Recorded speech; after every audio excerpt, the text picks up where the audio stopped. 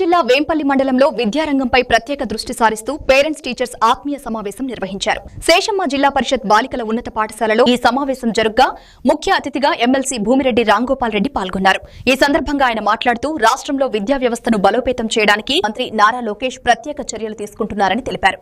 విద్యార్థులకు ఉపాధ్యాయులు ఎలాంటి విధంగా బోధిస్తున్నారో తల్లిదండ్రుల అభిప్రాయాలు ఏమిటో తెలుసుకోవడానికే ఈ సమావేశాలు ఏర్పాటు చేస్తున్నట్టు చెప్పారు. గత ప్రభుత్వంలో విద్యారంగం తీవ్రంగా దెబ్బతిన్నప్పటికీ ప్రస్తుత కూటమి ప్రభుత్వం విద్యను మళ్లీ పునరుద్ధరించి ముందుకు తీసుకెళ్తోందని ఎమ్మెల్సీ పేర్కొన్నారు. దేశంలో ఎంతో మంది ప్రముఖులు ప్రభుత్వ పాఠశాలలోనే చదివి ఉన్నత స్థానాలకు చేరిన ఉదాహరణలను గుర్తు చేశారు.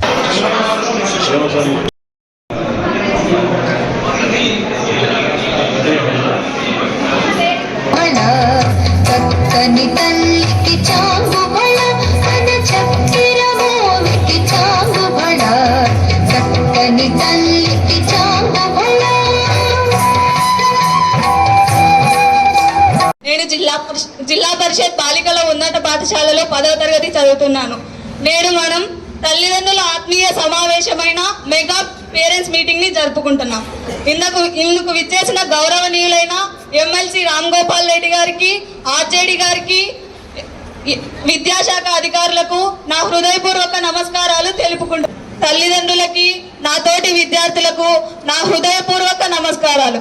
జిల్లా పరిషత్ బాలిక ఉన్నత పాఠశాలలో జరుగుతున్న విద్యార్థుల తల్లిదండ్రులు, ఉపాధ్యాయుల ఆత్మీయ సమావేశానికి అధ్యక్షత వహించిన ప్రధాన ఉపాధ్యాయులు నాగార్జునేయులు గారికి, ఈ కార్యక్రమానికి ముఖ్య అతిథిగా విచ్చేసిన ప్రాంతీయ విద్యాశాఖ అధికారి శామ్యుల్ గారికి, వేంపల్లి మండల విద్యాశాఖ అధికారి వెంకట్రామరెడ్డి గారికి, ఎంఈఓ2 స్టాలిన్ గారికి, డిప్యూటీ ఎంపీడీఓ రామ్మోహన్ రెడ్డి గారికి, వేంపల్లె పంచాయతీ కార్యనిర్వహణాధికారి నాగభూషణ్ రెడ్డి గారికి, వేదిక నుంచిన పెద్దలకు, వేంపల్లె పట్టణ పుర ప్రముఖులకు, పాత్రికేయులకు, ఈ సమావేశానికి విచ్చేసిన తల్లిదండ్రులకు, ఈ సమావేశంలో పాల్గొంటున్న విద్యార్థులకు, ఉపాధ్యాయులందరికీ హృదయపూర్వక నమస్కారాలు తెలియజేస్తాను. గతంలో ఎప్పుడూ లేని విధంగా విద్యార్థినుల తల్లిదండ్రులు, ఉపాధ్యాయుల ఆత్మీయ సమావేశం జరగడం, అందులో ప్రభుత్వ పాఠశాలలో జరగడం అనేది స్వాతంత్రం వచ్చిన తర్వాత మొట్టమొదటిగా లోకేష్ బాబు గారు ఈ రాష్ట్రానికి విద్యాశాఖ మంత్రి అయిన తర్వాత ఈ కార్యక్రమాన్ని చేపట్టడం జరిగింది. గతంలో మనం ఉపాధ్యాయుల, పిల్లల తల్లిదండ్రుల సమావేశాలు హైదరాబాద్లోనో లేకుంటే బెంగళూరులోనో మద్రాసులో ఉంటే లక్షలాది రూపాయలు ఫీజులు చెల్లించి చదువుకునే కార్పొరేట్ కళాశాలల్లో మాత్రమే ఇలాంటి సమావేశాలు జరిగేవి. కానీ అలా కాకుండా ప్రభుత్వ పాఠశాలల్లో జరిగే పిల్లల తల్లిదండ్రుల బాగోగులు ఏ విధంగా ఉన్నాయి, వాళ్ళు ఏ విధంగా విద్యను అభ్యసిస్తున్నారు, ఆ పాఠశాలలో పనిచేసే ఉపాధ్యాయులు ఏ విధంగా చదువు చెబుతున్నారు, ఈ పిల్లల చదువులో మన పాత్ర ఏంది, మనం చేయాల్సిన బాధ్యతలు ఏమనే దాన్ని అన్నిటిని కూడా సమీక్షించుకునేదానికి రాష్ట్ర ప్రభుత్వం నూతనంగా ఉపాధ్యాయుల తల్లిదండ్రుల సమావేశాన్ని ఏర్పాటు చేయడం జరిగింది. ఇది 3వ సమావేశం. అంటే గత విద్యా సంవత్సరంలో ఒకసారి జరిగింది. మొన్న ఈ విద్యా సంవత్సరంలో జూలై 10వ తారీఖు జరిగింది, మళ్ళీ ఈరోజు జరుగుతుంది.